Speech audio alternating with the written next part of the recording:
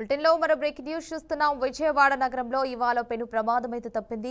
పోలీసులు cordon search నిర్వహిస్తుండగా ఓ దుండగుడు ఏకంగా పోలీసులపైకి కాల్పులు జరిపేందుకు ప్రయత్నించడం అయితే స్థానికంగా తీవ్ర కలకలం రేపిందని చెప్పాలి. అదృష్టవశాత్తు సాంకేతిక కారణాల వల్ల తుపాకీ పేరకపోవడంతో పోలీసులు ప్రాణాపాయం నుంచి తప్పించుకున్నారు. నగరంలోని బాలాజీ హోటల్లో పోలీసులు కార్డన్ సెర్చ్ నిర్వహిస్తున్నారు. ఈ క్రమంలో ఓ గదిలో ఉన్న వ్యక్తిపై అనుమానం కూడా వచ్చి పోలీసులు విచారిస్తుండగా అతను అకస్మాత్తుగా తన వద్ద ఉన్న తుపాకీ తీసి పోలీసుల వైపైతే గురిపెట్టాడు. అనంతరం వారిని కాల్చాలని ఉద్దేశంతో ట్రిగ్గర్ నొక్కాడు. అయితే దుండగుడు ట్రిగ్గర్ నొక్కినప్పటికీ గన్నుకు ఉన్న ట్రిగ్గర్ లాక్ అవ్వడంతో అయితే బుల్లెట్ బయటకు రాలేదు. వెంటనే అప్రమత్తమైన పోలీసులు సదరు దుండగునైతే చాకచక్యంగా అదుపులోకి తీసుకున్నారు. అదేవిధంగా నిందితుడి నుంచి 9mm తుపాకీలు మొత్తం అయితే 5 బుల్లెట్లను కూడా స్వాధీనం చేసుకున్నట్టయితే తెలుస్తోంది. అసలు ఆ వ్యక్తి ఎవరు, హోటల్ గదిలో తుపాకీతో ఎందుకు ఉన్నాడు, పోలీసులపై కాల్పులు జరపాల్సిన అవసరం ఏమొచ్చింది అనే కోణంలో పోలీసులు అయితే ప్రాథమికంగా నిందితుడిని విచారిస్తున్నారు. రైట్, ఇక బులెటిన్ లో బ్రేకింగ్ న్యూస్ అయితే చూస్తున్నాం. విజయవాడలో పోలీసులకైతే ఒక పెను ప్రమాదం తప్పిందని చెప్పాలి. పోలీసులపై కాల్పులు జరిపేందుకైతే ఒక వ్యక్తి ప్రయత్నించినట్టయితే తెలుస్తోంది. ఇదే నేపథ్యంలో ట్రిగ్గర్ లాక్ కావడంతోనైతే బయటకు బుల్లెట్ అయితే బయటకు రాకపోవడంతో అయితే పోలీసులకు అయితే ఒక ప్రమాదం అయితే తప్పిందని చెప్పాలి. అప్రమత్తమైన దుండగుడు పట్టుకొని కూడా పోలీసులు అప్రమత్తమై దుండగుని అయితే పట్టుకునే ప్రయత్నం కూడా చేశారు. 9mm పిస్టల్, 5 రౌండ్ల బుల్లెట్ అయితే పోలీసులు అయితే స్వాధీనం చేసుకున్నట్టు తెలుస్తుంది. ట్రిగ్గర్ లాక్ కారణంతోనైతే బుల్లెట్ నుంచి అయితే వీరైతే పోలీసులు తప్పించుకున్నట్లయితే సమాచారం. రైట్, ఇక ఇదే అంశానికి సంబంధించి మరింత సమాచారం మా అమరావతి బ్యూరో చీఫ్ నా కిషోర్ అందిస్తారు. నా కిషోర్, చెప్పండి, దీనికి సంబంధించి అప్డేట్స్ ఏంటి?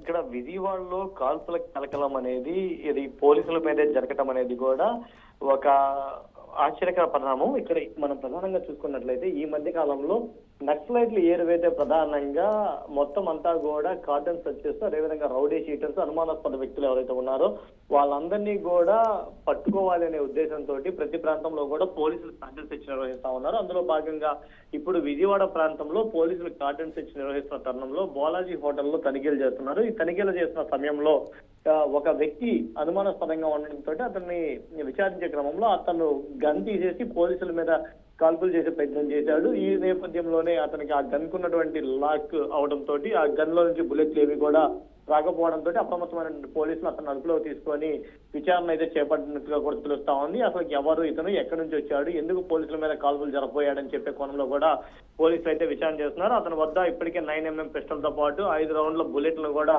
పోలీసులు ఇతను ఎక్కడి నుంచి వచ్చాడు, ఎందుకు జరుపుతున్నాడు అనే కోణంలో అయితే పోలీసులు ఎంక్వైరీ చేస్తా ఉన్నారు. ప్రధానంగా చూసుకున్నట్లయితే ఈ మధ్య కాలంలో విజయవాడలో రౌడీ షీటర్ల ఆగడాలు ఎక్కువైపోయాయి. అదేవిధంగా మొన్న మనం చూసుకున్నట్లయితే ఒక రౌడీ షీటర్ చనిపోయినప్పుడు మొత్తం రౌడీ షీటర్లు అందరూ కూడా కలిసి అతనికి నివాళులు అర్పించే కార్యక్రమం పేరుతోటి మొత్తం ఆ విజయవాడ నగరాన్ని అంతా కూడా భయాందోళనకు గురి చేసిన పరిస్థితి ఉంది. అంతకుముందు చూసుకున్నట్లయితే దగ్గరగా 30 నుంచి 50 మంది నక్సలైట్ల వరకు కూడా పోలీసులు అరెస్ట్ చేసినటువంటి పరిణామాలు ఉన్నాయి. సో ఈ నేపథ్యంలోనే ఇప్పుడు ఈ కాల్పుల ఘటన అనేది కూడా విజయవాడలో కలకలం రేకెత్తిస్తుందని కూడా చెప్పుకోవచ్చు. ఇప్పుడిప్పుడే రాజధానిగా అదేవిధంగా అమరావతిని అభివృద్ధి చేయాలనే సంకల్పంతో ప్రభుత్వం ముందుకెళ్తున్న తరుణంలో ఇలాంటి ఘటనలు ఏవైతే ఉన్నాయో ఇవి కొంచెం ప్రభుత్వానికి ప్రమాదకరంగా మారే అవకాశం ఉంది. కాబట్టి ఇప్పుడు పోలీసులు ఇలాంటి ఘటనలు పునరావృతం కాకుండా ఇది కుట్ర కోణమా, లేకుంటే ఏమన్నా నక్సలైట్లతో సంబంధం ఉన్నాయా, లేకుంటే రౌడీ షీటర్లతో సంబంధం ఉన్నాయా, అసలు ఇతను ఎందుకు వచ్చాడు, ఎవరి కోసం వచ్చాడు అనే కోణంలో కూడా విచారణ చేస్తున్నాడు. ఇంకో పక్క విఐపీలు అందరూ కూడా ఎక్కువ మంది విజయవాడ ప్రాంతంలో ఉంటారు కాబట్టి ఏదైనా విఐపీలకి ముప్పు ఉందా అనే కోణంలో కూడా ఇతను విచారించే అవకాశం ఉంది. ఏదేమైనా కానీ ఇతను పోలీసుల మీద కాల్పులు జరుపుకుపోయినటువంటి ఘటన ఏదైతే ఉందో ఈ ఘటనతోటి పోలీస్ యంత్రాంగం ఒక్కసారికి అప్రమత్తమైంది. మొత్తం అంతా కూడా జల్లిడి పట్టేసి ఇంకా ఇతనికి సంబంధించిన వాళ్ళు ఎవరైనా ఉన్నారనే కోణంలో కూడా వెతుకులాంటిది ప్రారంభించాలని చెప్పుకోవచ్చు. నాగేశ్వర్, ఇక్కడ మనం ముఖ్యంగా చూసుకుంటే పోలీసులు ఆ వ్యక్తిని ఎక్కడి ప్రాంతం వాసిగా గుర్తించినట్టు తెలుస్తోంది. ఇంకా ఆ వ్యక్తికి సంబంధించి పూర్తి సమాచారం అయితే పోలీసుల నుంచి ఇంకా బయటికి రాలేదు. ఇప్పటికే అతన్ని అదుపులోకి తీసుకున్నటువంటి పోలీసులు అతనికి సంబంధించి మొత్తం వివరాలు రాబట్టేందుకు కూడా విచారణ చేసినట్లుగా కూడా తెలుస్తోంది. అతనికి సంబంధించి పూర్తి విచారణ అయిపోయిన తర్వాతే పోలీసులు అతనికి సంబంధించినటువంటి సమాచారాన్ని కూడా బయటకు అందించే అవకాశం ఉంది.